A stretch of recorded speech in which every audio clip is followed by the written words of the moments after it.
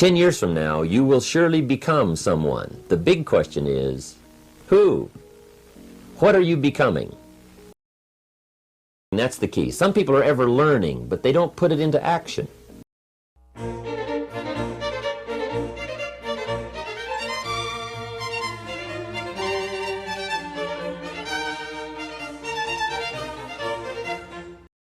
Get excited about your potential. Human capacity is usually never the problem. Little children can learn several languages. We can learn to do the most incredible things. All we need to do is take the time to do it. So it's not a matter of capacity. It's a matter of judgment. It's a matter of excitement. It's a matter of will. And it's a matter of wanting to bad enough. 10 years from now, you will surely become someone. The big question is, who? What are you becoming? And if you go to work on it now, sure enough, in a very short period of time, you can take on a new direction to become the kind of person you want to be. All of the things that you've learned will not do you that much good if you don't put it into an action plan. And that's the key. Some people are ever learning, but they don't put it into action. They don't really take the action. It's like the man who keeps bringing materials to the building site and never builds anything. He keeps bringing in the sand and the gravel and the windows and the doors and the roofing material, and he just stacks up all these supplies, but he never builds anything. See, if you do that long enough, fairly soon they'll come and take you away. You've got to do something with what you've learned. You've got to take action. You've got to get going. So that's one of the most important things to learn, how to design your days, how to design your weeks, how to design the months, so that you take the proper action to get the proper return that you're looking for, whether it's economic or personal. Get going. It's a major key. Jesus, the master teacher, said, don't just be listeners, be doers. The world admires the doers. Whatever it takes to get you to try harder, read more, set your goals, and go for it. Here's the next attitude disease. Overcaution. Some people never will have much. They're too cautious. Now, you can also be too reckless, but you can also be too cautious. This is called the timid approach to life. And my caution was always the risk. Risk used to drive me right up the wall. I used to say, what if this happens? It's called the language of the poor. What if this happens? And on top of that, if this was to happen, look at the fix I'd be in. I better not try. I could always ace myself out.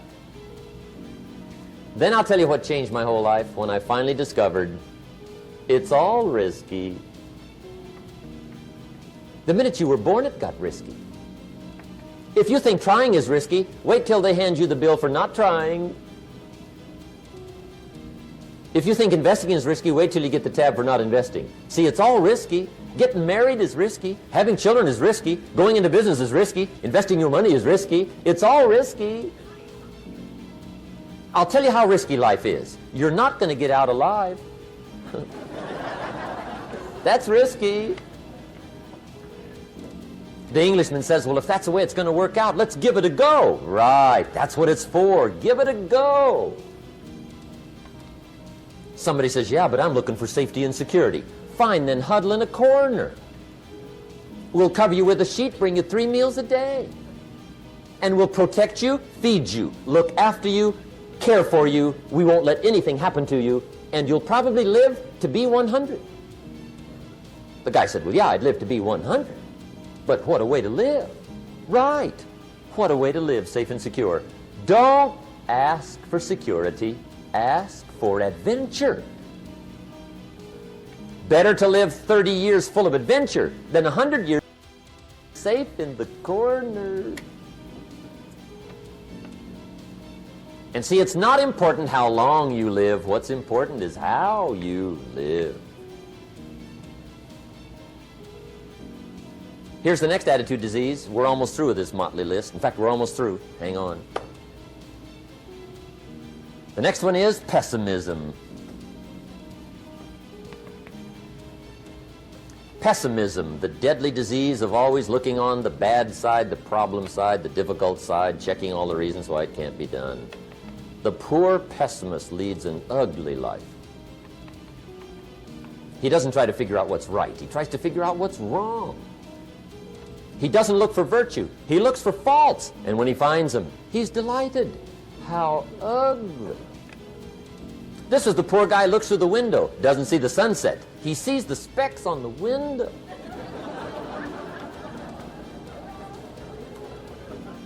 And this is the poor guy, right, who rushes up, takes such leave of his senses. This guy rushes up and he says, I've got 5 good reasons why it won't work. He's so dumb he doesn't know all he needs 1. He's got 5.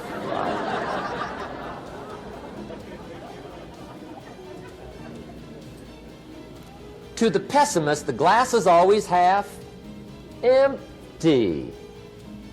To the optimist, the glass is half full. Why would the same measure affect people 2 different ways? Answer, it all depends on how you look at it. Our lives are mostly affected by the way we think things are, not the way they are. The way we think they are affects us most. There's a subject we don't have time to get into tonight called better thinking habits. One of the major things Shove taught me when I met him, he said, poor thinking habits keeps most people poor. Not poor working habits. Most people work hard, but they don't think hard. And Shove taught me that the mind is like a factory, a mental factory. And whatever you think about all day long pours ingredients into this mental factory. And that's what builds the economic, social, financial fabric of your life. He quoted me a Bible phrase that says, as you think, so you become. How awesome. When he talked about poor thinking habits, he had me. I used to start the day reading the morning newspaper. I mean, you can believe that or not. I'd get a cup of coffee and read the paper. I'd load up on wars and riots and murders and stabbings and killings and bank robberies and muggings and car wrecks and tragedies. I'd even read the back pages. I seem to like that stuff for some weird reason. I'd load up on all that, and then I'd start the day. You can imagine the kind of days I used to have. You walk around on your financial knees. They call you economic peewee.